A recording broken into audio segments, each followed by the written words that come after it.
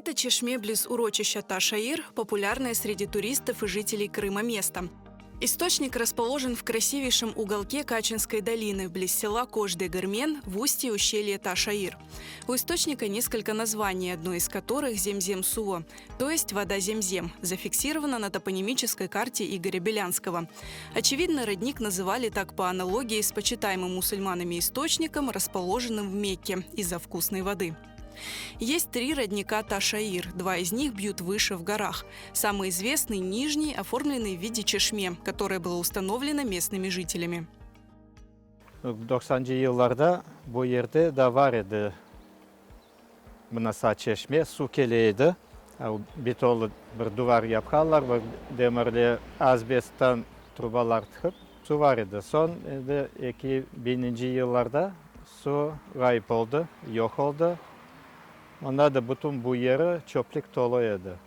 Тогда Айваз Усманов решил восстановить родник. Всей семьей они расчистили участок, вывезли много мусора. 3-4 gün biz 4-5 adam olup kazma başladık. Bu yerden kazdık kayacı.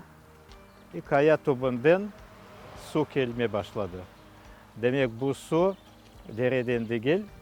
Bu kayanın çatlak yerinden конденсат olup берге түше aşağı келіп мында. Поначалу Усманов соорудил простой родник, чтобы люди могли набирать воду. Затем установили тарапан – каменный ящик. Позднее Айваз Усманов решил поставить здесь традиционное чешме, чтобы источник воды стал еще и достопримечательностью. Были разработаны несколько вариантов проекта, из которых был выбран проект придорожного чешме. Хан Саранен сық-сық біз konuşaydık. Şu Krişey Tumerov, Alexey Gayvaronskiy, çok suğularken Petrov da iştirak etti, konsultasiya verip yapmaya başladım kardeşimle, Sergey kardeşimle. Beyaz taşları özüm benze bıçkınen bıçaydım, ölçep. Son Renard da geldi ballarla, yardım teklif ettiler, evet, razı olduk. Bir gün o çeşmesini öyle test көтердік. Сон қалғаны да бейаз цементмен ташларын аралары дүлберлігі енді өзіміз япып бітірдік. Первоначально цель была все-таки дать людям воду, потом обращать внимание на эстетику. Поэтому в ход шли самые простые материалы.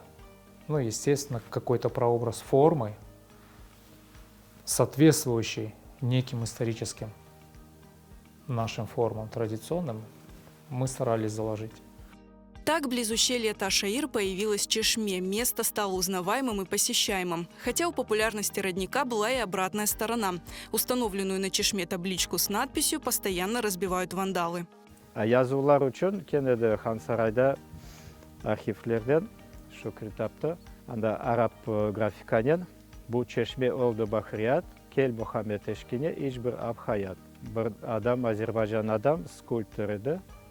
Ona teklif ettim, yazma bu yazılı yaptı. Ama biz bunda gelgende onu ortasına koyaydık, ketkende alaydık. Bunun ortasında yazdı boyangen. Buraya yetmedi, hırp aldılar. Ayda dedim, böyle yapayıq. Sağ tarafta Rusça yazayıq, kirillitsanen, sol tarafta Kerçek yazılı. Öyle de yapaydık. Birkaç kere gelip doğrultaydık çünkü gelip hıraydılar.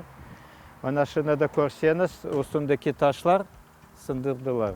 Айваз Усманов следит за чистотой и сохранностью чешме. В его планах восстановить надписи и сделать реконструкцию. Источник использовался людьми даже в древние времена. Неподалеку расположен памятник – стоянка древнего человека. В статье 1935 года археолога Евгения Веймарна описаны исследования, в ходе которых в низовье ущелья Таш-Аир были найдены остатки керамического крымско-татарского водопровода, питавшегося водой нижнего родника. Все 3 источника ущелья Таш-Аир ныне не пересыхают и не замерзающие. Вода в сыром виде пригодна к употреблению, поэтому за ней приезжают даже из других районов Крыма.